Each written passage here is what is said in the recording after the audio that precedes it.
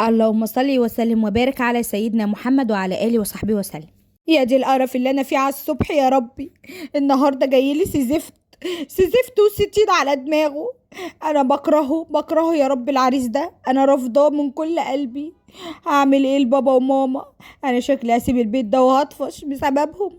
100 مرة اقول لهم انا بكرهه ومش عايزاه. هو الجواز بالعافية يا ناس؟ كل يوم نكد وقرف. والله لو جه النهارده هو وام العقربه دول همسكهم ارقعهم علقه. الله يخرب بيتهم. حتى الترويق ما بيخلص، وشهم نحس النهارده عليا. حرام والله، حرام يا ناس الحقوني. عمره ما كان الجواز بالغصب، عمره. انا ازاي هنام جنب البومه ده؟ ازاي يا ربي؟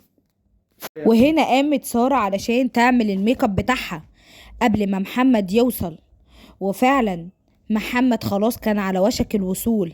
وطبعا ماما سارة وباباها عمالين ينادوا عليها ويقولوا لها يلا يا سارة، جهزتي ولا لسه؟ وروقتي كمان البيت ولا لسه؟ وسارة الحمد لله خلصت تنظيف في البيت، ولكن كانت قاعدة بتعمل الميك اب بتاعها.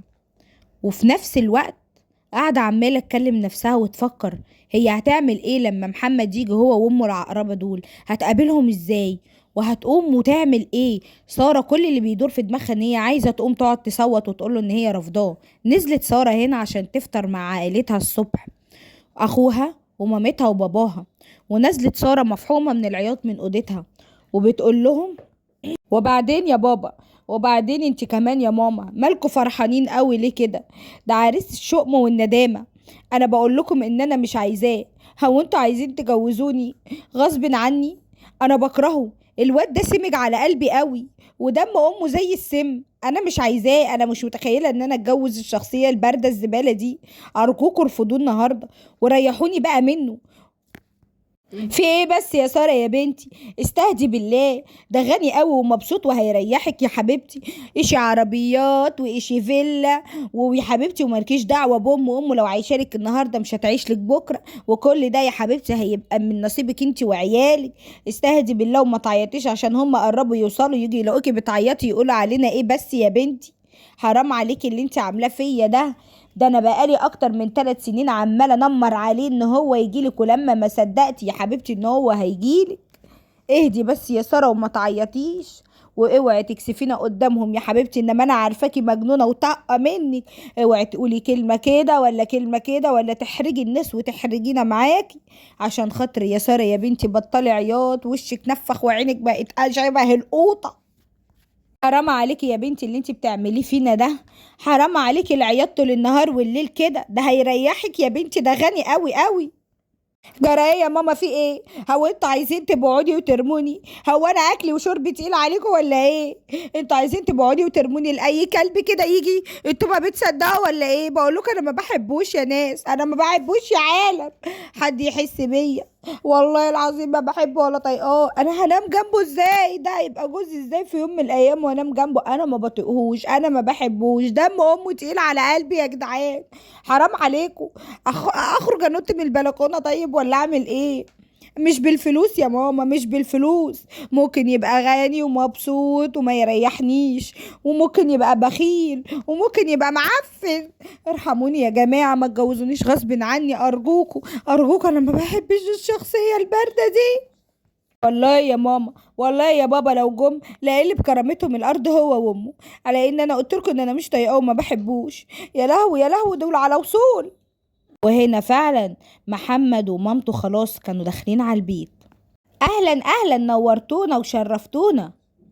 ما تقفلي بقى يا ساره اللاب ده وتركزي مع الضيوف شويه. هو انت دلوقتي حبك الشغل بتاعك؟ اقفلي اللاب ده يا ساره وطلعيه في الاوضه فوق وانزلي اقعدي مع ضيوفك. عيب كده يا ساره. جرى ايه يا بابا؟ في ايه؟ ده شغل ومطلوب مني فورا، لازم اقعد اخلصه دلوقتي.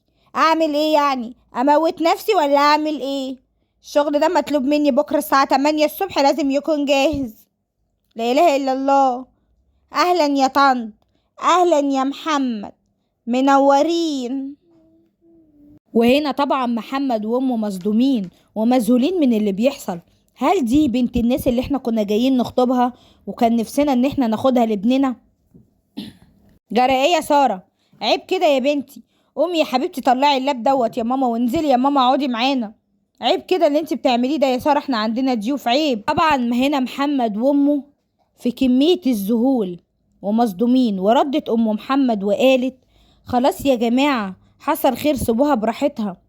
سارة بنت مؤدبة وجميلة، وهي اكيد بتحب شغلها، سيبوها يا جماعة تخلص الشغل بتاعها. وردت ام محمد بصوت واطي لابنها في ودنه وقالت له قوم يا محمد، يلا بينا يا ابني نمشي، كفايه كسوف وفضايح اكتر من كده. وردت ساره وايه ايه مبسوطه جدا وان هم قاموا خلاص ماشيين. ورد محمد وقال لها شكرا يا استاذه ساره على مقابلتك، ده انا 1100 واحده تتمناني، بس انا اللي كنت غلطان، وانا اللي دخلت البيت غلط، وياما كنت بفكر قبل ما بجيلك، وما كنتش عايز اصلا ان انا اجي، بس عصرت على نفسي ليمونه، وعلى العموم حصل خير يا عمي. سلام عليكم. السلام عليكم ورحمة الله وبركاته. لو عجبكم القصة ما تنسوش تعملوا لايك للقناة واستنوا الجزء التاني.